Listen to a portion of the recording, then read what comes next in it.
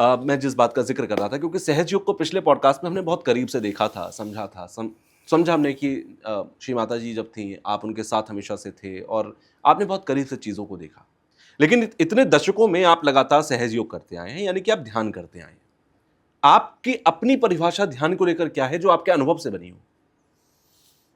खुद को पाना। हुँ, तो पहली चीज़ है कि हमारा जो ध्यान होता है, हमारा चित्त होता है, बाहर की चीज़ों में रहता है। अच्छा। मगर मुझे जो महसूस हुआ कि मुझे बताया जा रहा है कि आपके अंदर ही सारी शक्तियाँ हैं, आपके अंदर ही ब्रह्मांड का पूरा स्वरूप बैठा है जी।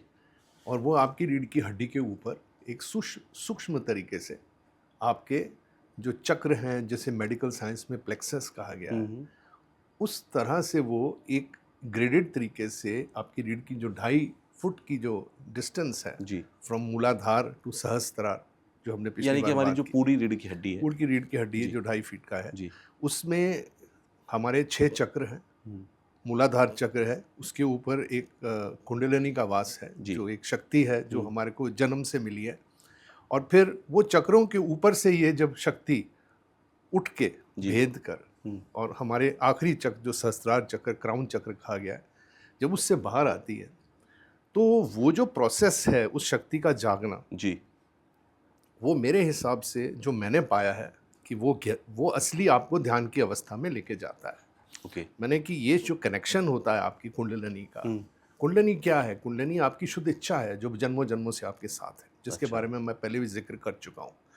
और ये हमारे अंदर सुप्त अवस्था में है, जन्मों जन्मों से सोई हुई है। ये हमारे अंदर सारा कुछ हमारे पास को रिकॉर्ड करके बैठी है। अब अगर हमारे अंदर एक कामना जाग जाए कि हम इस शक्ति को अपने अंदर महसूस कर सकें, जी, हमारे अंदर ही सब कुछ है। जी। तो हमारी चित्त को जब तक हम अंदर नहीं लेके जाते हुँ, अपने इस सटल सिस्टम में, इसको सूक्ष्म शरीर कहा गया है, जिसके 3 भाग हैं, जी। सुषुम्ना, ईड़ा, पिंगला, आप जानते हैं, हुँ, लेफ्ट और राइट। लेफ्ट होता है हमारी इच्छाओं को लेकर और राइट होता है हमारी क्रियाओं को लेकर।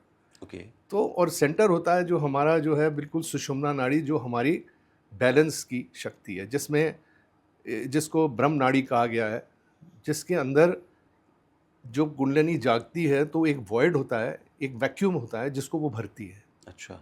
और उसके बाद जब वैक्यूम भर जाता है तो हमारा गुरु तत्व जाग जाता है, माने हम अपने गुरु स्वयं बन सकते हैं। हुँ, तो ये सारी विद्या जो हमारे शास्त्रों में है ऑलरेडी, ऐसा नहीं है कि किसी ने कोई नया इजाद किया हो। मगर हाँ, ये है कि हमारी माँ, जिसके बारे में मैं बता रहा था पहले कि माँ निर्मला देवी जी, उन्होंने 1970 में जब ब्रह्मांड का सहस्त्रार खोला तो उन्होंने ये इजाद किया कि जब ये शक्ति जागती है तो सबसे पहले तो वो हमारे चित्त, जो हमारा चित्त लिवर में रहता है, एक्चुअली हमारे 3 मेन फंक्शंस हैं हमारी बॉडी में।